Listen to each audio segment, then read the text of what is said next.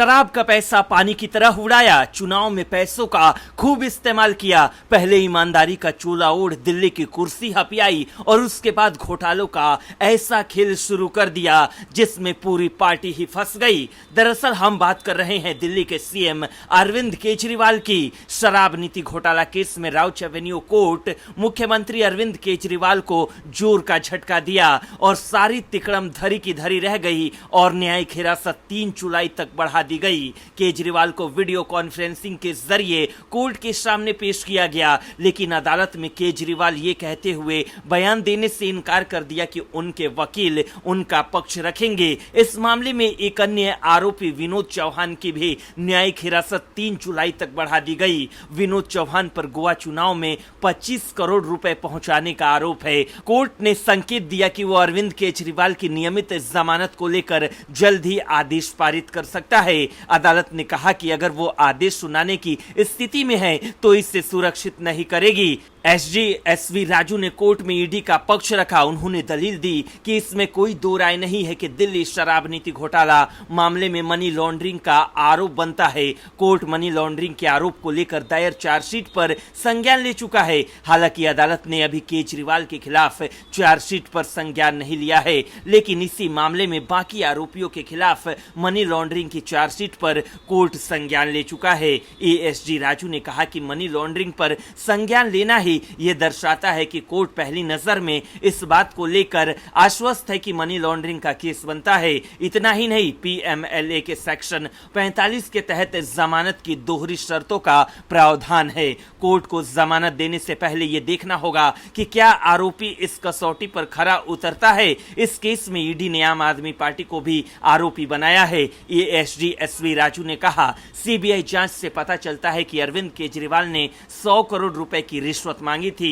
हमने केजरीवाल की गिरफ्तारी से पहले भी सबूत जुटाए थे। वो अपनी गिरफ्तारी के समय पर सवाल उठाते हुए कह रहे हैं कि जुलाई 2023 के बाद उनके खिलाफ कुछ नहीं है। केजरीवाल का कहना है कि उन्हें चुनाव प्रचार से रोकने के लिए गिरफ्तार किया गया था। सुप्रीम कोर्ट ने इस बात का ध्यान रखा है और उन्हें केवल चुनाव प्रचार करने के लिए अंतरिम जमानत पर रिहा करने का आदेश दिया था। Additional solicitor general SV Raju ने अपनी दलील में कहा, सुप्रीम कोर्ट ने अपने आदेश में कहा था कि अरविंद केजरीवाल अंतरिम जमानत पर जेल से बाहर रहने के दौरान मुख्यमंत्री कार्यालय या दिल्ली सचिवालय में नहीं जा सकते। अगर सुप्रीम कोर्ट को लगता है कि वो इस अपराध के दोषी नहीं है तो उसने ये शर्त क्यों लगाई। ये कोई नियमित अंतरिम जमानत नहीं थी, ये केवल चुनाव के उद्देश्य से था। इस आदेश पर यहाँ नियमित जमानत के लिए दलील नहीं दी जा सकती। बता दें कि ईडी द्वारा अपना जवाब दाखिल करने के बाद अदालत ने 7 जून को अरविंद केजरीवाल को जमानत देने से इनकार कर दिया था। इसी अदालत ने पहले केजरीवाल द्वारा चिकित्सा कारणों का हवाला देते हुए 7 दिन की जमानत की मांग करने वाली अंतरिम जमानत याचिका भी खारिज कर दी थी। ईडी ने केजरीवाल को दिल्ली की नई उत्पाद शुल्क नीति में अनियमितताओं के सिलसिले में 21 मार्च को गिरफ्तार किया था। सुप्रीम कोर्ट ने उन्हें 10 मई को लोकसभा चुनाव में प्रचार के लिए 2 जून तक अंतरिम जमानत दी थी। उन्होंने 3 जून को तिहाड़ जेल में आत्मसमर्पण किया था। ईडी के वकील एसवी राजू ने अदालत में दलील दी, इसी मामले में अरविंद केजरीवाल न केवल व्यक्तिगत रूप से बल्कि अप्रत्यक्ष रूप से भी जिम्मेदार हैं। उन्होंने 100 करोड़ रुपए की रिश्वत मांगी। आप कैसे कह सकते हैं कि वो प्रथम दृष्टया अपराध के लिए दोषी नहीं है। विजय नायर आपके मीडिया प्रभारी थे, वो रिश्वत के लिए मीटिंग कर रहे थे। उन्होंने ही कहा था कि हमें रिश्वत दो, हम नीति बदल देंगे। वो सरकारी बंगले में रह रहे थे, उनका वहां रहने का कोई औचित्य नहीं था। वो सिर्फ अरविंद केजरीवाल के करीब रहने के लिए वहां रह रहे थे। उन्होंने कहा कि आम आदमी पार्टी व्यक्तियों का एक संगठन है। अगर आम आदमी पार्टी को 100 करोड़ रुपए की रिश्वत मिली है तो उसके इंचार्ज को इस अपराध के लिए दंडित किया जाना चाहिए। यहां पीएमएलए की धारा 70 कहती है आपके इस आचरण के लिए अरविंद केजरीवाल जिम्मेदार हैं। वो पार्टी के राष्ट्रीय संयोजक है, इसलिए वो इसके लिए जिम्मेदार हैं। ब्यूरो रिपोर्ट, न्यूज़ चौक। दिल्ली शराब घोटाला केस में अरविंद केजरीवाल ने रेगुलर जमानत की मांग की है। राउज एवेन्यू कोर्ट में मामले की सुनवाई हुई। इस दौरान अरविंद केजरीवाल और ईडी ने अपनी अपनी दलीलें रखी। अरविंद केजरीवाल जब अपना पक्ष रख रहे थे तभी एक ऐसे शख्स का नाम सामने आया जो अभी मौजूदा सांसद है। अरविंद केजरीवाल ने दिल्ली शराब कांड में भरी अदालत में उस शख्स का नाम लिया और वो शख्स है मंगुटा रेड्डी। लोकसभा चुनाव 2024 में मंगुटा रेड्डी टीडीपी के टिकट पर चुनाव लड़कर संसद पहुंचे हैं। चंद्रबाबू नायडू की टीडीपी अभी एनडीए का हिस्सा है। दरअसल जब अरविंद केजरीवाल अदालत से ईडी की शिकायत कर रहे थे तभी मंगुटा रेड्डी का जिक्र किया। अरविंद केजरीवाल की ओर से पेश वकील विक्रम चौधरी ने अदालत से कहा, मंगुटा रेड्डी ने अपने बयान में कहा कि दिल्ली शराब नीति के सिलसिले में मुझसे नहीं मिले। बाद में उन्होंने मेरे बारे में उल्टा बयान दिया। फिर उनके बेटे को अंतरिम जमानत मिल गई, बाद में उन्हें माफी भी मिल गई। इसके बाद में मंगुटा रेड्डी टीडीपी के टिकट पर चुनाव लड़ते हैं और अब सत्तारूढ़ एनडीए गठबंधन का हिस्सा है। इससे पहले अरविंद केजरीवाल ने राघव मंगुटा का जिक्र किया था। राघव मंगुटा रेड्डी के बेटे हैं। 100 करोड़ साउथ से आए। अदालत में अरविंद केजरीवाल ने शरत रेड्डी के बयान का हवाला देते हुए आगे कहा, उन्हें पीठ दर्द के आधार पर भी जमानत दी गई है। ये आजादी का सौदा क्यों? अरविंद केजरीवाल के वकील ने कहा कि शरत रेड्डी की कंपनी ने सत्तारूढ़ पार्टी के लिए 50 करोड़ रुपए का चुनावी बॉन्ड खरीदा। अरविंद केजरीवाल के वकील ने कहा, इस बात का कोई सबूत नहीं है कि 100 करोड़ रुपए साउथ ग्रुप से आए। जांचें हमेशा जारी रहती है, वो अनंत काल के लिए होती है। आरोपी मर जाते हैं, न्यायाधीश बदल जाते हैं, अधिकारी स्थानांतरित हो जाते हैं, लेकिन जांचें जारी रहती है।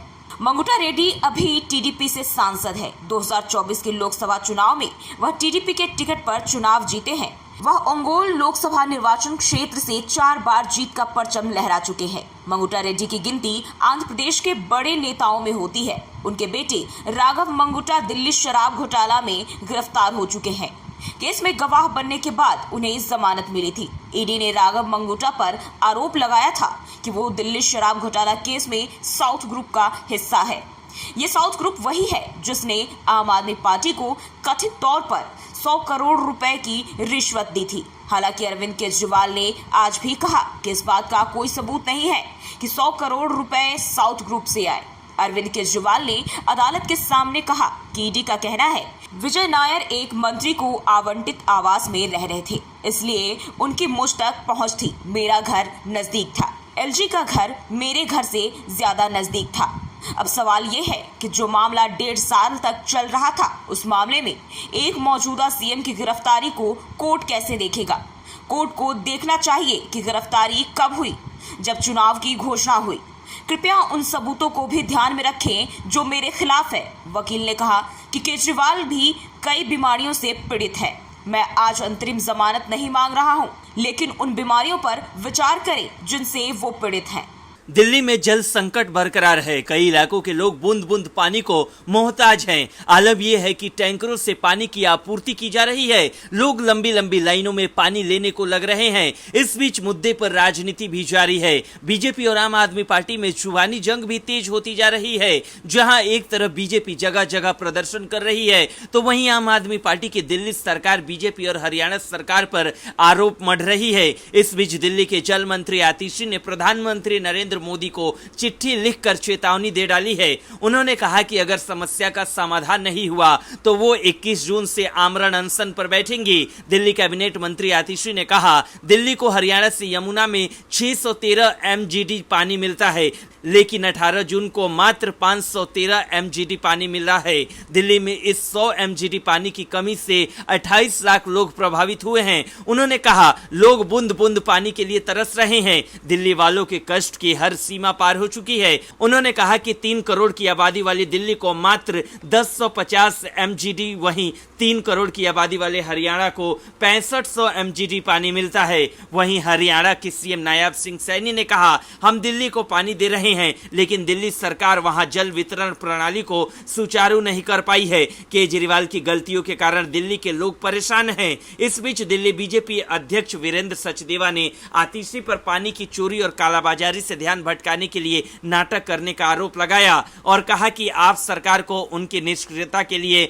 बर्खास्त कर देना चाहिए। आतिशी अब पानी की चोरी और कालाबाजारी से ध्यान भटकाने के लिए नाटक करने पर उतर आई हैं। उन्होंने आरोप लगाया कि हरियाणा ने कल दिल्ली को अतिरिक्त पानी दिया और इसे साबित करने के लिए आधिकारिक दस्तावेज भी है, लेकिन अब वो नाटक कर रही हैं। उन्होंने कहा इस सरकार को बर्खास्त कर देना चाहिए। उन्होंने आरोप लगाया कि सत्तारूढ़ आप दिल्ली के लोगों को पानी उपलब्ध कराने में विफल रही है। वहीं दिल्ली कांग्रेस प्रमुख देवेंद्र यादव ने कहा कि आतिशी को प्रधानमंत्री मोदी को पहले ही पत्र लिख देना चाहिए था।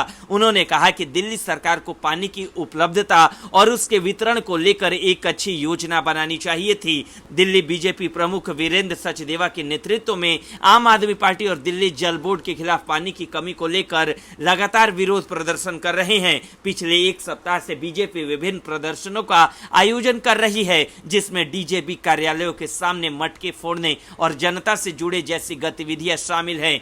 बुधवार को बीजेपी ने दिल्ली के कई स्थानों पर विरोध मार्च का आयोजन किया, विशेष रूप से झुग्गी झोपड़ी क्लस्टरों में जहां पानी की समस्या सबसे अधिक गंभीर है। वरिष्ठ बीजेपी नेता और सांसद इन प्रदर्शन में शामिल हुए और अपनी चिंताओं और मांगों को व्यक्त किया। ब्यूरो रिपोर्ट, न्यूज़ चौक।